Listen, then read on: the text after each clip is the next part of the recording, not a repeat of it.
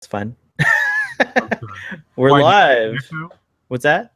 Do you hear the echo if I I don't think have the it's headphones in? I think it's only when I speak really loudly it comes through on your See. end. But don't worry about it. Anyways, welcome to Starfleet Boy. We are having a casual and informal discussion today about the Star Trek The Next Generation episode, Loud as a Whisper. Loud as a whisper. Loud as a whisper. This is this is a story that I remember being really cool when I saw it. It was very different from Star Trek stories, and watching it again, I really enjoyed it a lot. Again, the acting superb. Short summary: the story is about there's this planet on which two factions have been at war for over, I think they say 15 centuries, so 1500 years. And they finally decide that they're willing to maybe talk to each other to see if they could come to a peaceful resolution of some kind. And so they request the foremost peacemaker diplomat in the Federation, Riva of Rematis. I think that's the name of the planet, Riva of Rematis. So Riva is played by a guy named Howie Sago, and he's when we meet him, I think he's dressed kind of like a new age musician and college. I got like a Yanni Andrea Bocelli. Although Andrea Bocelli's classical, he's not new age, but yeah, I got like a Yanni vibe from him. It's very cool. He's very late 80s, early 90s with his waft of hair and beard, and which, by the way, the beards are coming back into style. Beards now. So Rima, I keep calling him Rima. Riva. Sorry, Riva. I have a friend named Rima, and that's why I keep saying Rima. As long as you don't call him Reba. Like Reba McEntire. Riva McIntyre. Oh, I'm gonna take a sip of this. This is some adult beverage that I'm having. What's that? Where is she today? I don't know. Where is she? Ooh, that's really strong in flavor. It's very meaty, a very meaty wine. Oh, we're having today on Starfleet Boy. Anyways, Riva, we meet Riva and we find out that his family, who are of the royal family of Rematis, have a genetic disorder in which they're born without the ability to hear. So they've had to come up with this really clever way of communicating. And so Riva has a chorus, and his chorus is comprised of three individuals, each of which can read his thoughts and interpret them. And they focus on different aspects of his personality. So one is the scholar, poet, artist. Another one is the warrior, kind of passionate character, and then the third one claims that she brings both of it into balance. So she's more like his balanced voice, or the balance in his personality between two extremes. And it's a really cool way that he communicates. He there's a great scene where he meets Captain Picard for the first time, and he even has that scene where he insists that Captain Picard talk to him, not to the chorus. There's a lot of neat little things, and then we have a couple of interesting things that arise from Riva's visit to the Enterprise. He deeply touches everyone in some way, but in particular he touches Geordi, because they both share a disadvantage that they've turned into an advantage. And actually that's kind of like the theme of the episode. Anyways, Riva and the chorus, after being introduced to the crew of the Enterprise, and Riva makes no bones about showing his affections for Counselor Troi. So this is another Troi heavy episode. I wonder how you felt about that. I'm excited to find out. So then they have like a little bit of a romantic liaison. They get to the planet, beam down, meet the two warring factions, and unfortunately one among them does not like the idea of peace, so he tries to kill Riva. He fails. Riker saves Riva, but unfortunately the chorus gets killed, and now Riva is left without the ability to express his thoughts and feelings.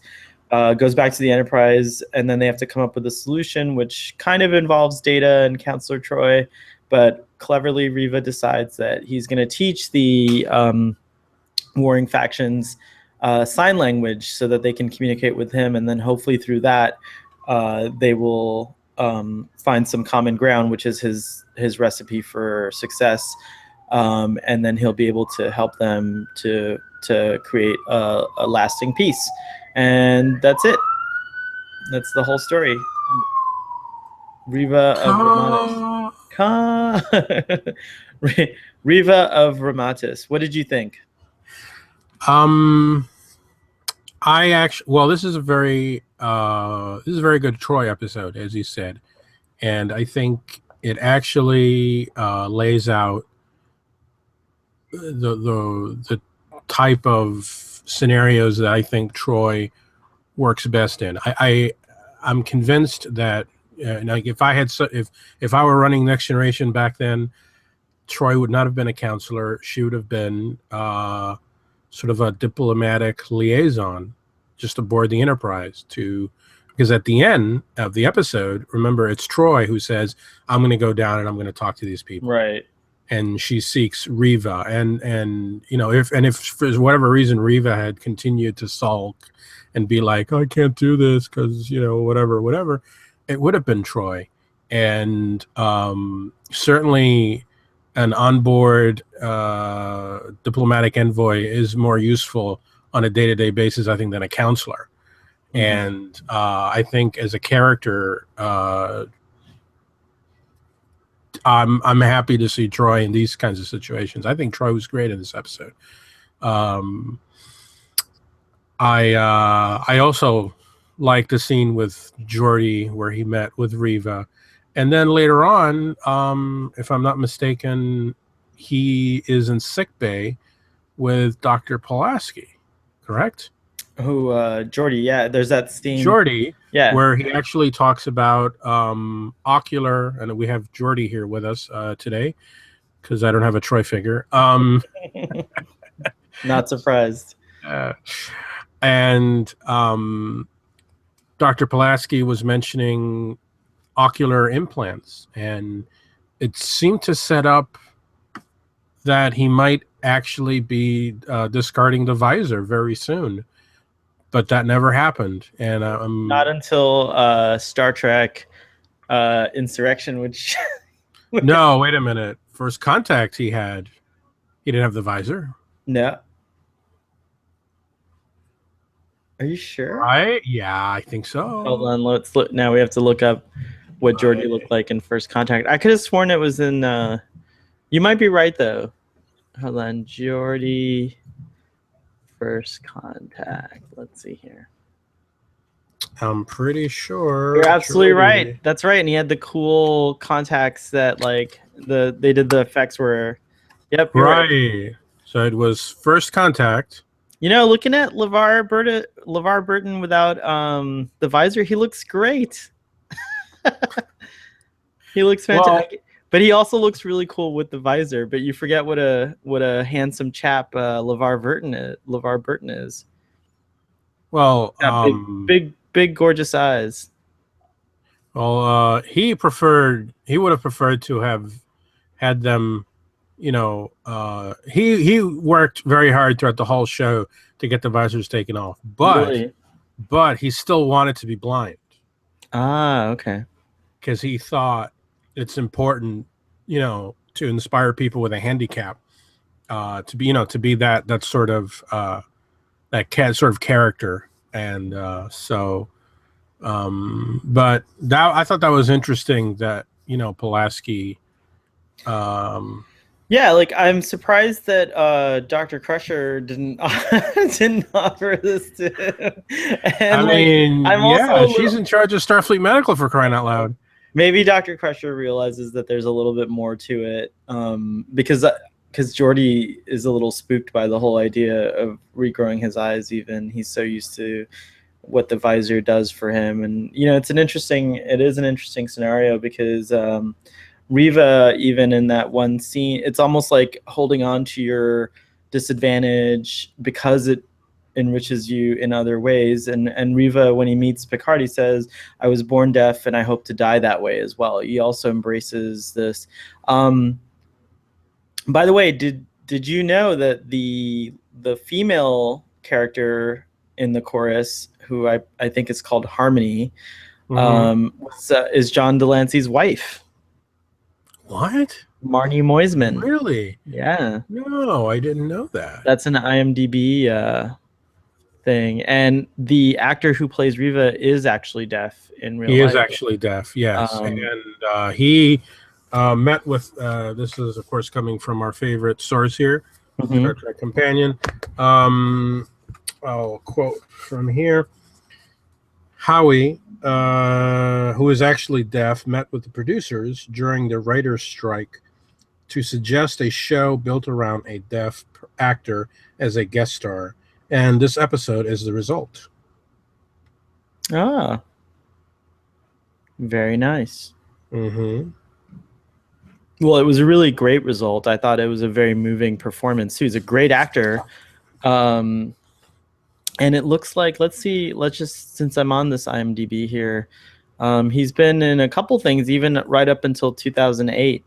But he has a very short list of credits as actor. He's only done 6 films or pieces.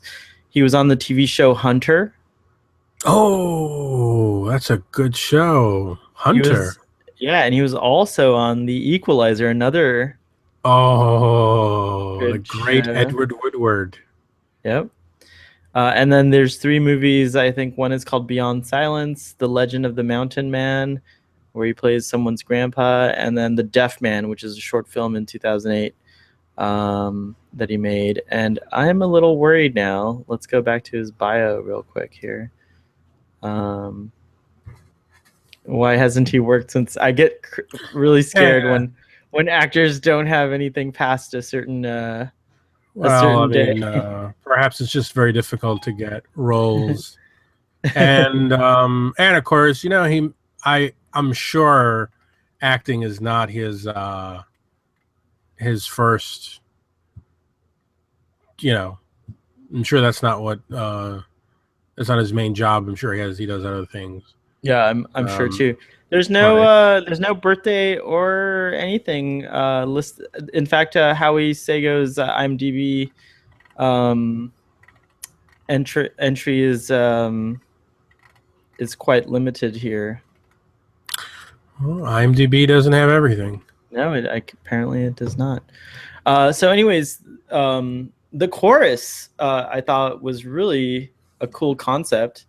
I thought this was a very alien concept without there being aliens necessarily. I don't think I've ever seen anything like that before or since. Have you?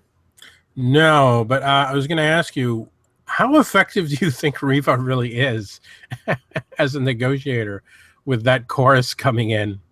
I mean, don't you think it's a little distracting? He says he's never failed. He says that he's been 100% successful. I thought he was a little bit arrogant, for sure.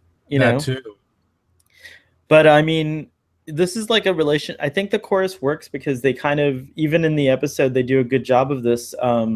All the scenes in which Riva is interacting with the crew, the chorus, a lot of times they'll focus in on Riva just kind of looking at you while the chorus is talking and doing these kind of like, head gestures that kind of match what they're saying. And you totally think that somehow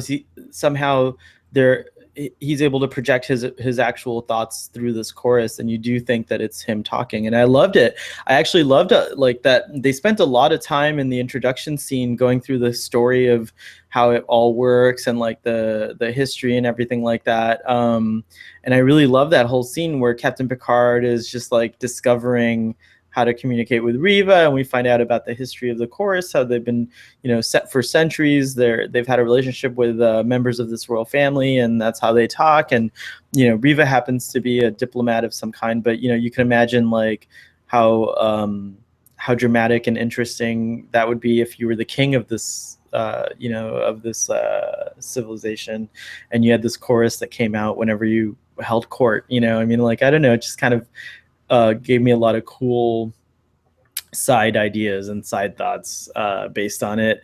And I thought it was interesting, like when you get used to them really quickly, because even later on the bridge, when you hear Harmony speaking, it's a certain way. When you hear Warrior speaking, it's a certain emotion, and when you hear the Scholar speaking, it's a certain emotion too. And I thought that was done really well. And it was very touching, I thought, because Riva is this like inspirational figure. The way he talks to Geordi, and like when he meets Data, he can't find his heart, and he's like, other people would be like, "Where's your heart?" And he instead acknowledges that Data is a unique, and he's like, "It's an honor to meet such a unique being." He's like, "Oh, this guy's obviously a Tin Man of some kind." I also liked another scene when he's having dinner with Counselor Troi, and he's describing the pulse of the Enterprise, the feel, hum of the hum of it, but it reminded me that the warp core on the Enterprise D has that cool pulsating thing, which is new, and it is like a heartbeat. When the Enterprise is going at full warp, it's like, there's some scenes where you see that heartbeat, like it's like you do feel like it's going to burst out of the Enterprise's heart's going to burst out of its chest, so to speak, from pushing it to the limits or whatever. And I imagine that like that's what it feels like. It's like a pulse, like a pulsing, like a heartbeat, at standard warp or whatever. And Riva can feel this. He doesn't hear it, but he definitely feels it. And that's a fascinating, beautiful scene. And it reminds me about how cool. Sure, no problem. But outside of that, there's not a lot, outside of that, there's not a lot of, there's not a lot of scenes that kind of focus on, I think it was all about Riva, yeah. And I think this episode sort of reminded me of in 70s and 60s television, very often you would have the special guest star, right, and they would come on, and you and of course you had great character actors in those days, like Ricardo Montalban, Leslie right. Nielsen, stuff like that. And I don't know. Well, they did come up with this story for this season, as I just read. But the actor came to the crew, to the production staff, and said, "Let's build an episode around a deaf actor, namely myself." So it makes sense. And I thought the actor, played it well. For some reason, this episode, I often confuse this episode with the episode Tin Man. Oh, weird. I don't know why. Was that cool. Oh, by the way, did you notice? No, that's the next episode. Sorry, for our next episode, we have some stuff to talk about. There's an Oz reference. Yes.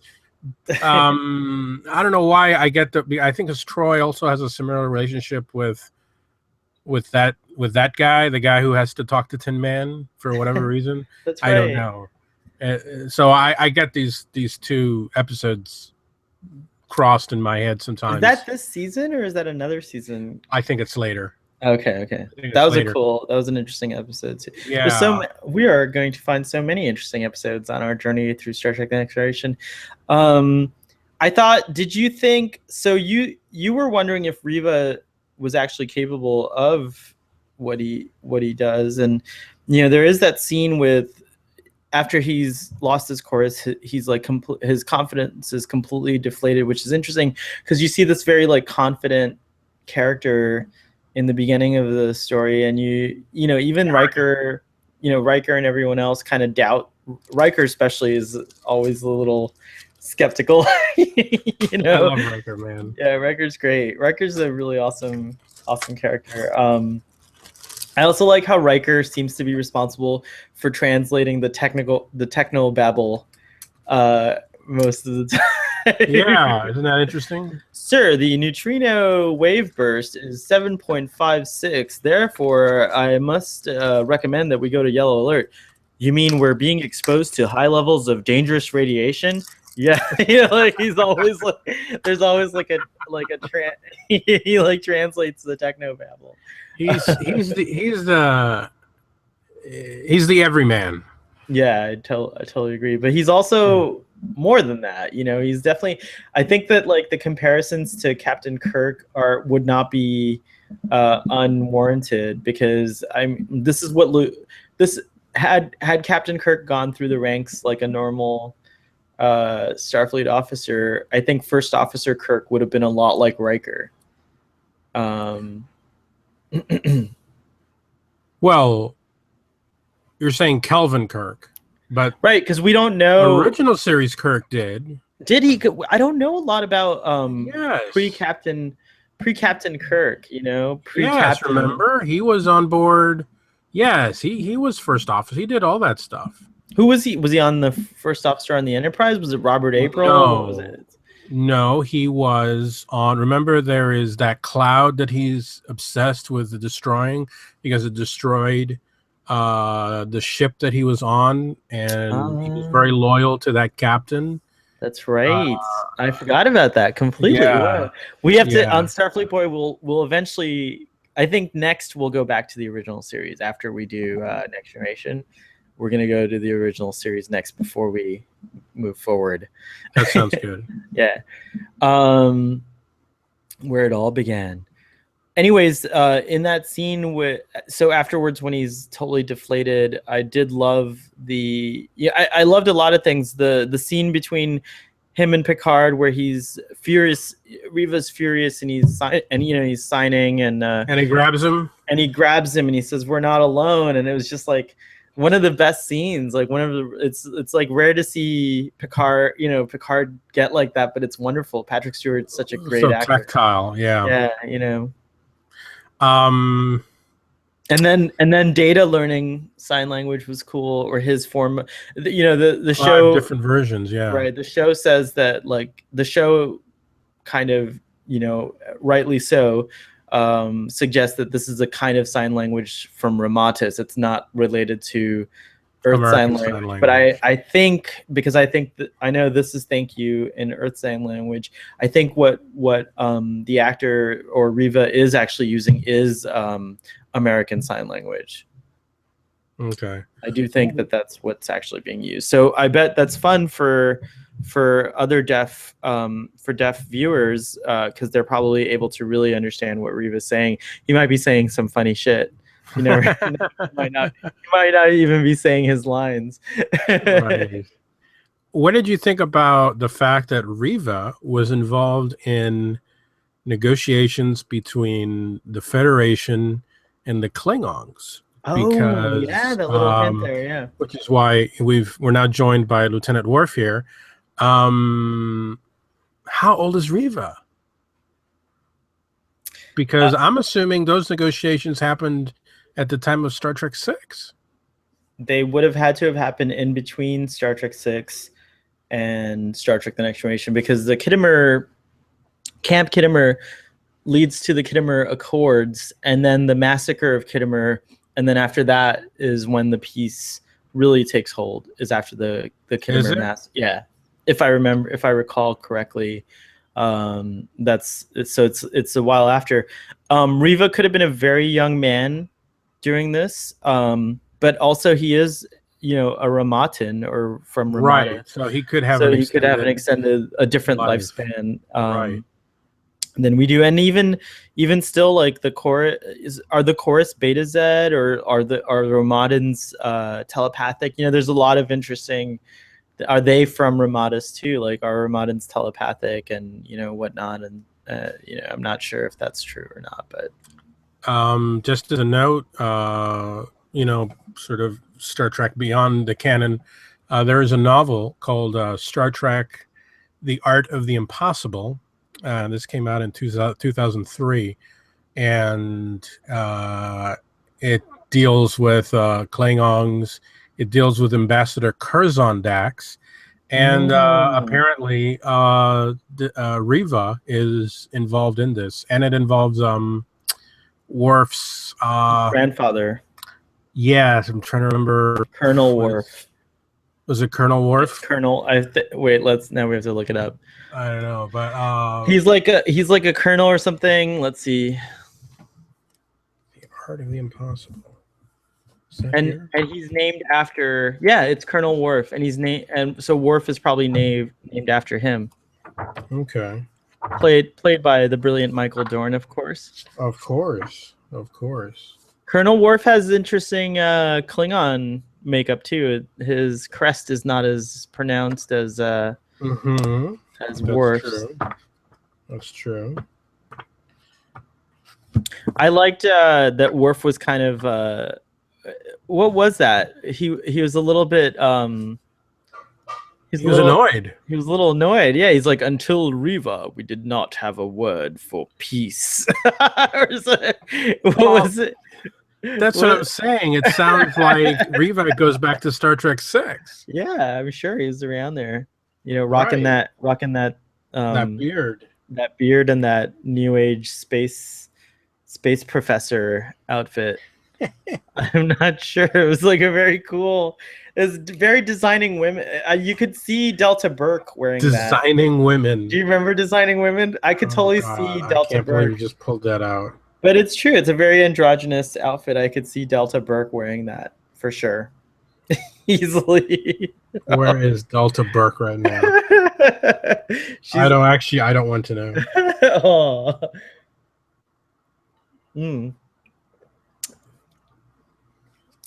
Nice little glass of wine on a Sunday, just like I'm sure Riva would have one with Counselor Troi. Things got a little amorous. Sexy? Yeah. Yeah, she was really blushing a lot. I think Counselor Troi really fell for him there, and he was pretty forward about his feelings. I mean, So does the chorus stay during? No, I don't think so. Because remember they had the date where he asked the one member of the chorus to leave. So there are certain things that need no translation. Okay. Love, lift us up where we belong, where eagles fly, with Riva of Rematis. Oh, no, I don't know what I was just doing right now. I think I shall initiate a new tradition here on Starfleet Boy. In an alternate universe, do you think Troi would have been happy having stayed below on the planet with Riva as his chorus? No, I don't think so. I really think that Troi's an interesting character. She does not hold back with her feelings, where I think or maybe she does in some cases where Riker's concerned. But for the most part, and I think this is generally true about humans in the future, and actually there's some kind of it's been suggested before that humans are much more evolved in every way, and Star Trek: The Next Generation doesn't go into this overtly, but I think sexually people are very liberated in the future and not necessarily partnered. There's not a lot of coupling or long-term coupling going on. I don't know if you've noticed that, but a lot of the characters are very open to the occasional romantic experience here and there, but pretty all right with being on their own. Picard doesn't get married. Data doesn't. Geordi doesn't seem to get married ever. Oh no, although in All Good Things he is. In All Good Things he's married. Does he marry the engineer? I think he marries Leah Brahms. Yeah, I'm pretty sure he does. The real one or the hologram one? No, no, the real one. He has kids in I don't know. in All Good Things, if I recall correctly. Which, by the way, also he had the same. I don't know if this was a remastered thing, but he had the same contacts in All Good Things that he later has in First Contact.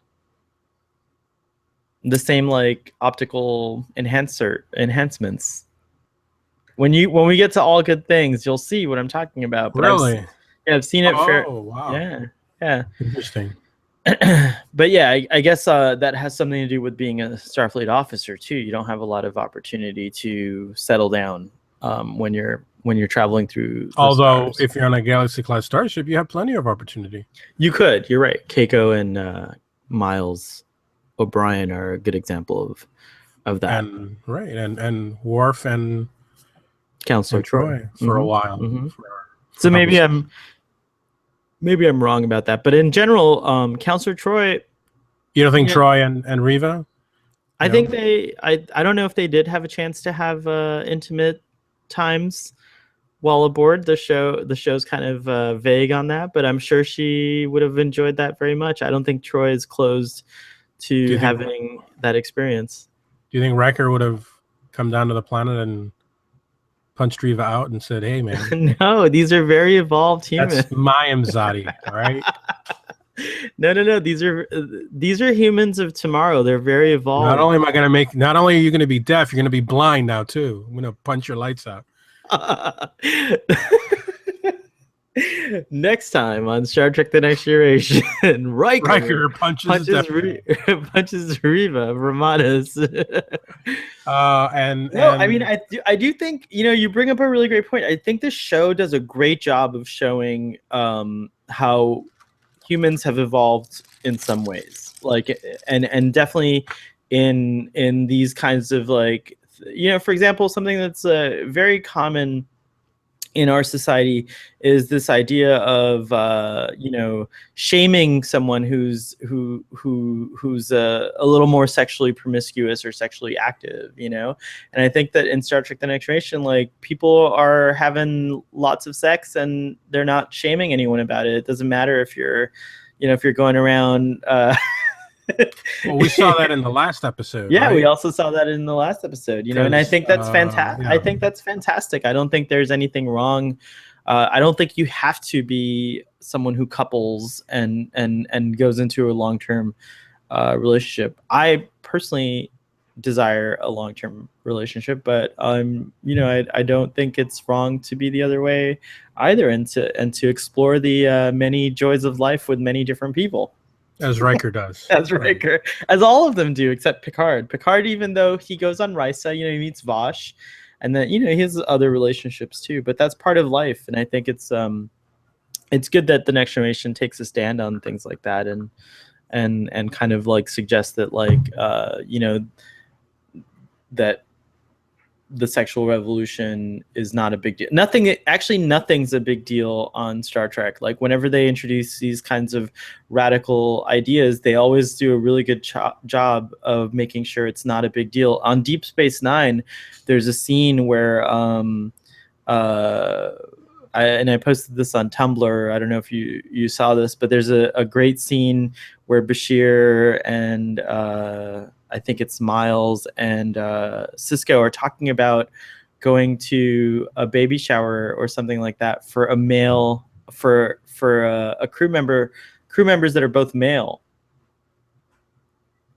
and it, or some kind of thing, but it was like made obvious in the episode that the two crew members are both male, and it's totally amazingly done, very casually, without any big deal kind of being pronounced to it. And I think that's wonderful, because it's showing how humans will eventually, it's the idealized version of how humanity evolves, and there's certainly a lot of things. I think humans are so focused on differences and how differences seem to be shunned rather than celebrated. And I think the switch will happen when humans begin celebrating differences and not shunning them, like, when we don't see the other as like an alien, and we see them as like ourselves but different, and I think that's Yeah. going to be a wonderful time when humanity finally reaches that, and Star Trek espouses that, that belief. And I love that about Star Trek. It's something that excites me a lot, and it inspires me to be a better human today, even though I grew up with the same conditioning and biases and prejudices, and that many of us grow up with, but watching shows like Star Trek kind of force you to question these personal beliefs, and it kind of, I think it helps you to transcend them and to become a more a better human being, so to speak. Once again, I am so impressed with how Next Generation inspires this in you. It's not just Next Generation. I have to say, it's not just the Next Generation. We're using Next Generation as a platform, but it is all of Star Trek. I mean, this is something that but Next Generation inspires a unique and special thing in you, because I think Deep Space Nine or Enterprise does this to you, or even the original show. I guess you're right. You're a Next Generation guy. I'm definitely a huge fan of the Next Generation. That's no secret. And it is probably my favorite time period in Star Trek. And I think that a lot of that has to do just with, like, I was at the right age, I think, for it to, it's true. It's true. We all were. Yeah. Yeah. I want to mention the very end, the Picard Troi scene. Oh, remind me. I can't. Picard basically takes a moment to thank her. Yes. Yeah. Yes. Mm-hmm. Yeah, I like that. Yeah. Yeah. Picard is not someone who shows a lot of emotion. He's a pretty cool, collected character, and I thought that was a particularly warm moment. And this as I said before, this was a good Troi episode. It showed I wish poor Mariana Sirtis had more episodes like this. It really showed Troi at her best, and I think that moment showcased the unique relationship that Picard and Troi seem to have. Mm-hmm. I think I've said before, I don't understand why he keeps her around, but he clearly likes keeping her around. And I don't understand it, but I don't doubt that he likes having her around. He clearly has immense respect and feels a real closeness to Troi, and I think that moment was a nice moment. It was a nice way to end the episode. It was the ending, right? I'm so happy to hear. Yeah, that was the ending. I'm so happy to hear you talking about Counselor Troi like this, because you're usually such a hater. Well, I usually am. I think she's in general she's one of the worst characters on the show. But I call it like I see him. I really wish Troi had been more. It makes more sense for her to have been someone, a sort of a diplomat. I mean, if you're okay, if the captain is you could say he's the lead diplomat. I mean, that is one of his functions as captain of the ship. Then he should have, envoys, right? Diplomatic envoys. That's what Troi really should have been. I think that makes a lot more sense than a counselor. I mean, it's why do you need a counselor on the bridge all the time? I think we established that, like, we see the reason for a counselor, just not on the bridge all the time, because it is a bit. That's what I'm saying. It is a big ship. It does. I think it's important to have a counselor, especially with the mixed, the civilian and non-civilian personnel. It's an interesting situation. There's going to be a lot of reasons to have someone that you can go to and kind of talk through issues with. I agree. Yeah. So I think counselor are great, but again, I wonder. I wonder. And now we have Guinan, who's like the best bartender ever. And like, so I think, I think that so this is an interesting thing. Like, I think characters like this, but also roles like this do help organizations to function better. You know, if you look at the Enterprise as an organization, which it is, you know, there is a mission, there is a purpose, you know, and Star Trek on its very, if we want to get really far out here, it's called the USS Enterprise, and Enterprise is definitely like a group of people that are working together to do something. Towards a common goal. Common goal, you know. So this is the Enterprise that we are on, right? And I think it is important that a ship of this size needs, like, you know, for lack of a better word, she's the HR, you know, or how you imagine an HR department should work, you know, in an organization, or social worker, or social worker, psychologist. Yeah. Like, and I think that, like, if you were to look at the Enterprise as like a micro society, right? Like, it shows that you have these really important roles. And in our current, you know, the Enterprise of Kirk didn't have a counselor, because, you know, it was this,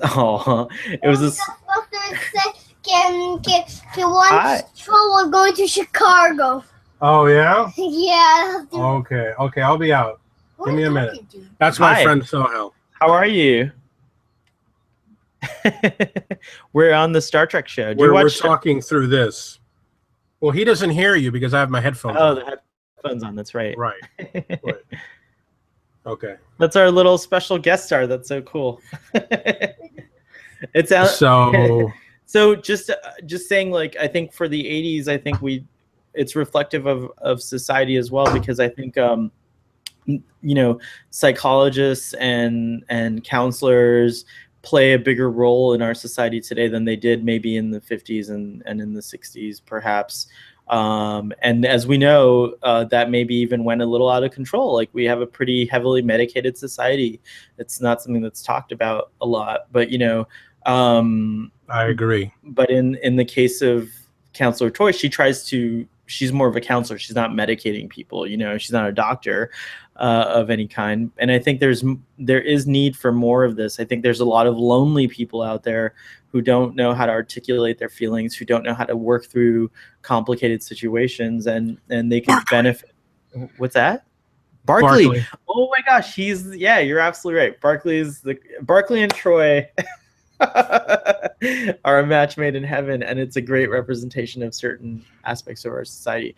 Anyways, we could wax philosophical about this all day, but I think we should, unless there's anything more to talk about, we should round it up to the ratings. Well, it's one of my favorite episodes. Really? It's one of my favorite episodes. It's not like, it's probably in like tier 2 of favorites, so you'll understand the rating. I give this a solid 8. That's my rating for this episode. I'm gonna side with my friend Worf here, and I give this a 5, a solid 5. Oh, wow. Okay. It's a you know, middle of the road. To me, it was a memorable episode. I remembered Riva after all these years. He made an impact on me. The message made an impact on me, and I think it for me, yeah, it definitely deserves a higher score, an 8. So yeah. I mean, I agree with everything that we said. You and I are like the Siskel and Ebert of Star Trek. Yes, we are. I'm definitely Siskel. Are you? I don't know. Aren't you? I would think of you as more. Ebert, I think, liked things a lot more. He did? Really? I thought Siskel was a little more snobbish. All right, then I'm the Ebert, and you're the Siskel. I think I am the Siskel. Yeah. Save me the aisle. You better not die before me. Save me the aisle seat. Well, Doctor, I really enjoyed this discussion. It's really good. So did Worf. So shall we? Any last thoughts on the episode before we sign off? Let me just mention real quick for those that. Oh. That was the dryer turning off. Oh my gosh. The book that has Riva in it, for those that wish to seek it out, is called The Art of the Impossible. It is a novel set in the Lost era, in between the original series and Next Generation. And that is the only other appearance of Riva that I can find. Not bad. I love that he there's a book about him. I love the expanded universe. Wish I had more time to delve into it. All right, so then I guess it's live long and prosper. Live long and prosper. Over and out. Thank you for joining us.